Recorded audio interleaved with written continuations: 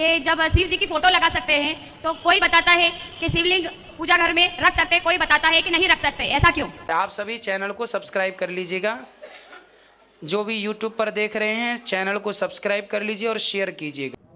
राधे राधे दोस्तों, स्वागत है आपका हमारे YouTube चैनल उषा भक्ति मार्ग में। बात करेंगे हम आज ऐसी महिला की जो कि पंडाल में आती है और कहती है, गुरुजी क्या हम पत्नियों के लिए ही एकादशी का व्रत है और पुरुषों के लिए क्यों नहीं? आइए दोस्तों इस विषय में देखते हैं कि गुरुजी क्या समझाते हैं। आज का वीडियो बहुत ही ज्ञानवर्धक होने वाला है, बीच में छोड़ के ना जाइएगा, बने रहिए हमारे साथ इस वीडियो के अंत तक। रख सकते हैं, कोई मना ही नहीं है। कौन कहता है कि नहीं रख सकते?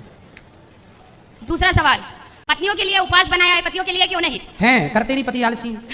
पतियों के लिए एकादशी है, नहीं करते अब क्या करो? हस्बैंड का फोन आया, उन्होंने बताया कि आप पूछो, अगर वो बताएंगे तो हम करेंगे। एकादशी हम सभी हिंदुओं के लिए, चाहे स्त्री हो चाहे पुरुष हो, सबके लिए व्रतों में सर्वश्रेष्ठ व्रत एकादशी। मेरा बेटा बहुत शराब पीते हैं। कहाँ है? कोरबा से लाए नहीं है? नहीं लाई नहीं लाते तो समझा देते उनको। नहीं। एकादशी व्रत कर रही हूँ 9-10 साल से। जीप काट कर शिव जी में चढ़ाई हूँ, फिर भी ठीक नहीं हुआ हूँ। जीप जबान काट के शिव जी में चढ़ाई हूँ। आपने अपनी जबान काट दी? हाँ। क्यों? शिव जी में चढ़ाई थी। फिर आपकी जबान आ गई वापस? हाँ। चलो अच्छा है, अब ना काटना। हाँ। फिर भी ठीक नहीं हुआ शिव जी। फिर भी ठीक नहीं हुए उन लोग। कौन? शराब पीने वाले हमारे घर के तो लोग। जीव आपने काटा, वो कैसे ठीक हो जाएंगे? वो खुद अपनी काटें।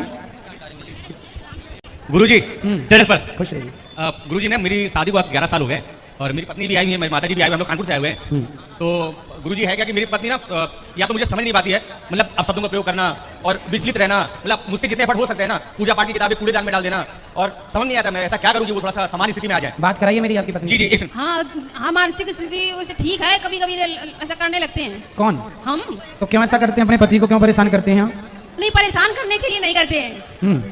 हम तो आप पुस्तकें कूड़े की उसमें फेंक दें, डस्टबिन में डाल देते हैं, क्यों? नहीं, जैसे पुरानी होती है, हमें लगता है हम ही पढ़ते नहीं तो हम डस्टबिन में डाल देते हैं। गीता, हनुमान चालीसा, सारी किताबें इन्होंने डस्टबिन में डाल देती हैं। क्यों? अब इन्हीं से आप पूछो पंडित जी। ठीक है ना, यहाँ से सब ठीक है? हमें ठीक लगता है, लेकिन पता नहीं ठीक है कि नहीं।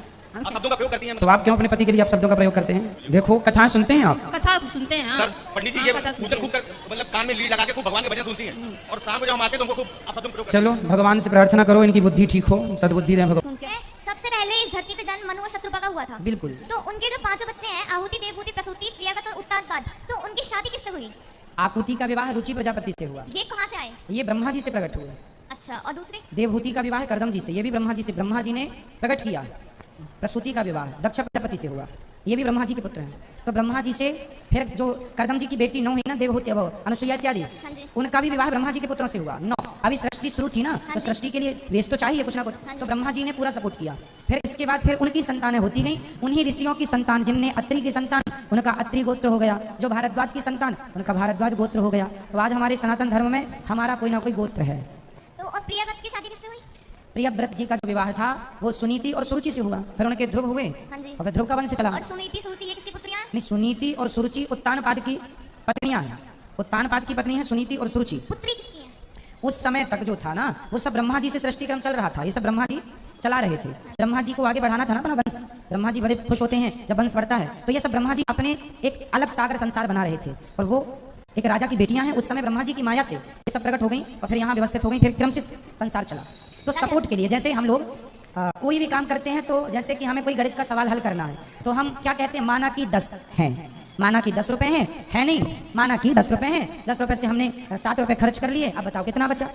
तो वही है माना कि। तो ब्रह्मा जी ने अपने से जोड़ दिया और फिर सृष्टि जब क्रम चल पड़ी तो फिर ब्रह्मा जी को जरूरत नहीं पड़ी, है ना? ठीक है, राधे राधे। एडवोकेट हूँ सर मैं, और मैं ज्योतिष का भी काम करता हूँ। ठीक है। मुझे एक प्रश्न पूछना है कि मैं 5 साल से 5 ईयर प्लस मेरे को एस्ट्रोलॉजी में एक्सपीरियंस है, और मैं केवल वही शिक्षा लोगों को देता हूँ जो ऋषि मुनियों ने शास्त्रों में लिखी हुई है। और इसके लिए मैं अपना यूट्यूब पे धर्मवाड़ी मेरा चैनल भी है, लेकिन फिर भी लोगों का ज्योतिष में अंधविश्वास जो लोगों ने बना दिया है, और भी जो पंडित पुजारियों ने जो दुनिया भर के ढोंग जो फैला दिए हैं, उससे मैं परेशान हूँ। क्योंकि लोग हम जैसे जो सही में ज्योतिष का कार्य कर रहे हैं, हम जैसों पर भी विश्वास नहीं करते, तो इस चीज़ को हम कैसे दूर कर पाएंगे समाज से?